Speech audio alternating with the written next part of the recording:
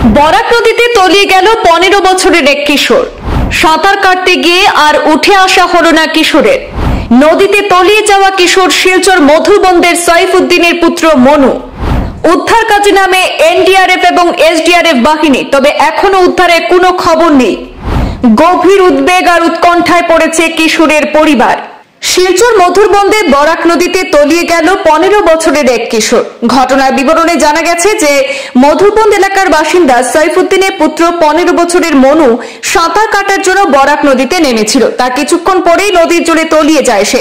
মনুকে উদ্ধার করতে স্থানীয়রা তড়িঘড়ি খবর দেন বিপর্যয় মোকাবিলা বাহিনীকে। খবর পেয়ে সঙ্গে সঙ্গে ঘটনাস্থলে ছুটে আসে এসডিআরএফ এবং এনডিআরএফ বাহিনী।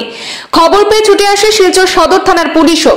পুলিশের উপস্থিতিতে এসডিআরএফ এবং এনডিআরএফ বাহিনী বরাক নদীতে দীর্ঘ সময় তল্লাশি অভিযান চালালেও মনুর কোনো খোঁজ এখনো পর্যন্ত পাওয়া যায়নি।